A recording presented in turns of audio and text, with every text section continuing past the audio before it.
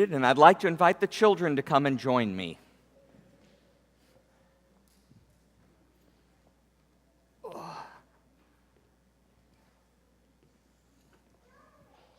Hey, Maggie. Got a spot? Yes, right here.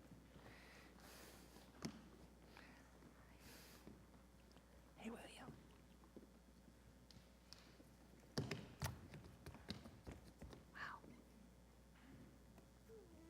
Wow. Aw.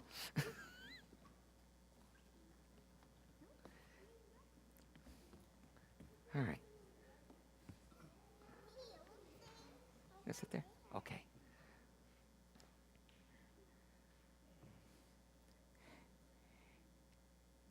It can be hard to be different, right? Every one of us at some point in time is going to be the person in the room who's different. Sometimes it's not something we can control. It's the color of our skin or where we grew up or whether we're good at sports or talented at music or any sort of other things like that. But sometimes what makes us different is something of our own choice.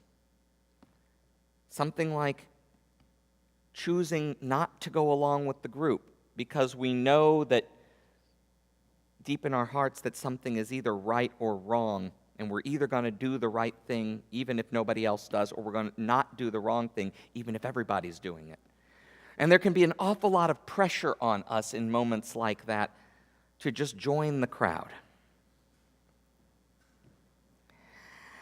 I wish that there was a magic trick I could teach you to make it easy to do the right thing in those moments.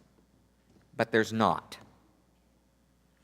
Sometimes we just need to be willing to be different and to trust that God is with us in those moments and that what we know deep down to be right is simply where we have to be. Jesus himself has been that odd man out, the one who has had to stand out and be different. But because of him, we know that when we have the courage to do that, when we have the courage to be the one who just sticks to what is right, that maybe through us somebody else gets the courage to do the same thing too. Let's go get ourselves some stamps.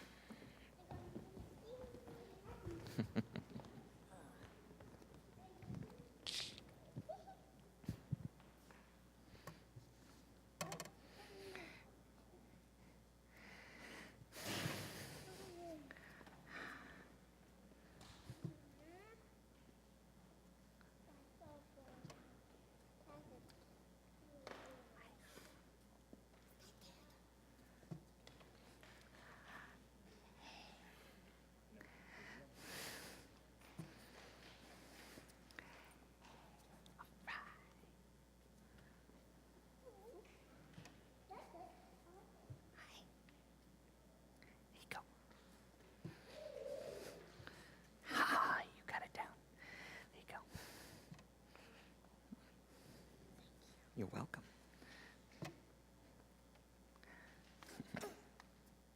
I didn't know it's Charlie Brown.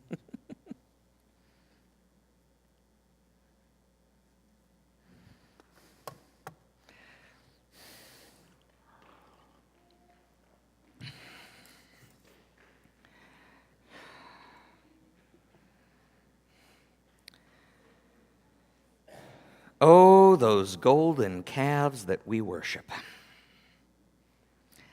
No, I'm not talking about literal golden calves, because we're far too sophisticated for that. And no, I don't even mean the obvious corollaries like money or fancy cars or clothes with the right labels or houses with the right addresses or any of that other stuff that we go chasing after all the time. All of those things are far too simple to make good idols. We know that those things aren't God. And when we choose them over God, we know that we simply have our priorities mixed up in the moment. But an idol has to really make us believe that it is the good that's missing from our lives, that it's the thing which can fill our emptiness and make us whole. Only such a thing as that can ever really compete with God. No, the calves that we worship are sleeker, sneakier, more subtle, and far more potent than any material things. Our golden calves are priests in fancy vestments, or bishops in purple, slick politicians and pundits in sleek suits and sleeker smiles, business executives, economic wizards. All of these and the power that they appear to possess, these are our golden calves. These are the gods we bow down before and worship, because at the end of the day, we trust these gods of the world to deliver a tangible reward that will make others want to be like us. The real God is far too likely to lead us out into the middle of the desert where everyone else can point and laugh and say, "They're different." And worshiping the powers of the world, that's really what the children of Israel are doing in the passage we heard from Exodus today. I don't believe for a moment that they actually think that a calf made out of gold is a god. No, what they think is a god is the power that they saw in Pharaoh's cities and in Pharaoh's temples and in Pharaoh's storehouses. They want to have a golden idol because then they would look like the Egyptians and all of the other peoples with which they came into contact. Then they could blend in and be part of the power structure that is the God of this world, the God for whom they were willing to reject the God of Abraham, Isaac, and Jacob. We do the same thing. We are all too ready to become jealous of the people who worship the gods of this world. We want the power to which they seem to have access.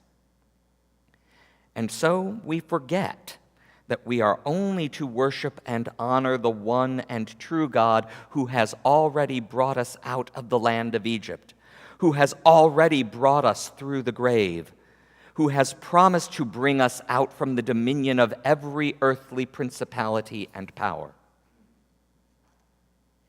And instead of worshiping the one and true God, we put our faith in the powers of this world. That, like our ancestors, is our idolatry. The parable Jesus tells in this morning's gospel is all about the worship of power.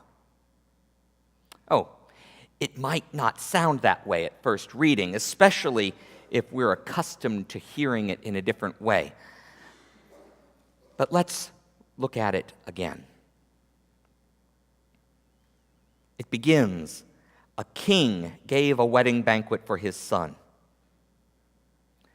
Now, it's natural for us to assume that the king in the parable is God. After all, when we gather here week after week and use the word king, that's usually what we mean. Even all the hymns that we're singing this morning are talking about God as king. But maybe in the parable, God and the king are not the same.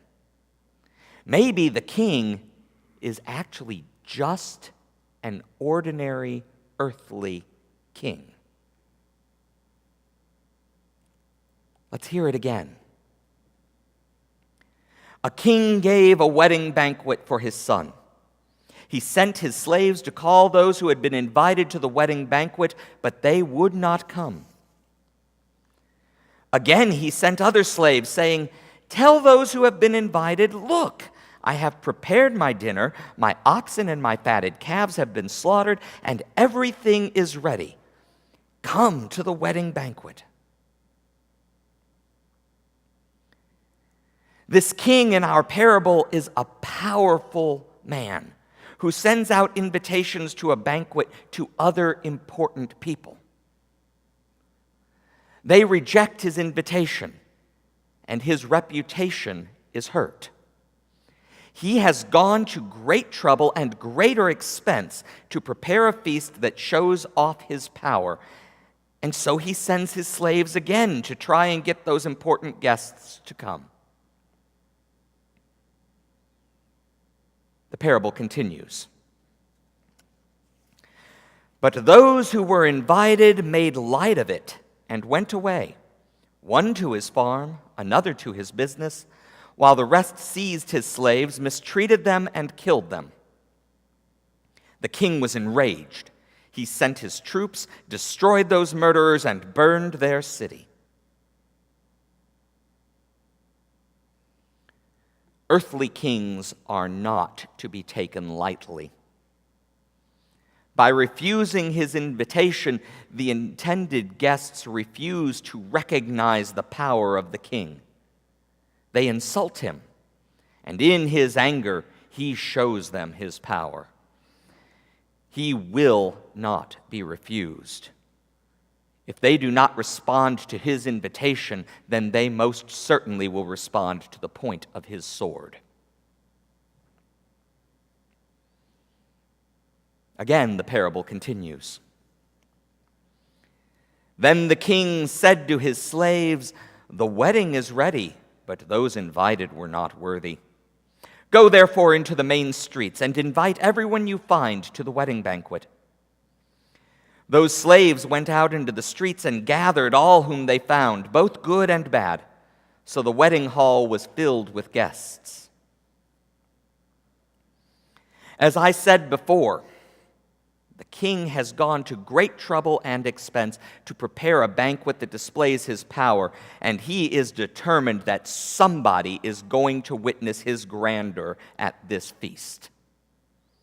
And so he tells his slaves to go out into the streets and invite every person they can find.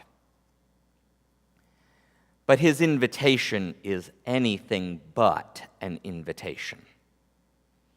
The slaves know only too well how their master deals with disappointment.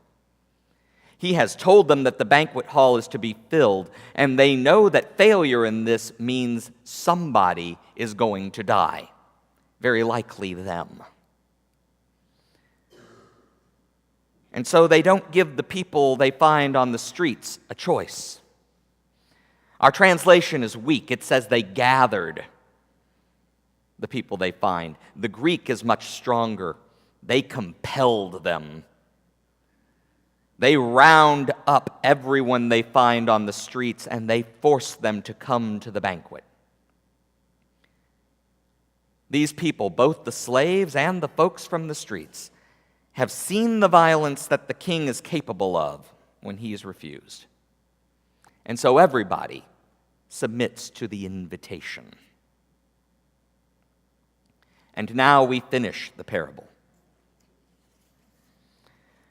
But when the king came in to see the guests, he noticed a man there who was not wearing a wedding robe. And he said to him, "Friend, how did you get in here without a wedding robe?" And he was speechless. Then the king said to the attendants, "Bind him hand and foot and throw him out into the outer darkness, where there is weeping and gnashing of teeth." The slaves know that the king wants everything to be just right. As they round up the guests, they make sure that each one is dressed in a proper wedding robe before he or she enters the hall. Only one person refuses to go along with the entire charade. Only one man stands unwilling to bow before the power of the king. And I think that this is the point where we find God in the parable. The king is taken with his own power. The slaves and the guests are most certainly taken with the power of the king. But this one man doesn't care about the king's power.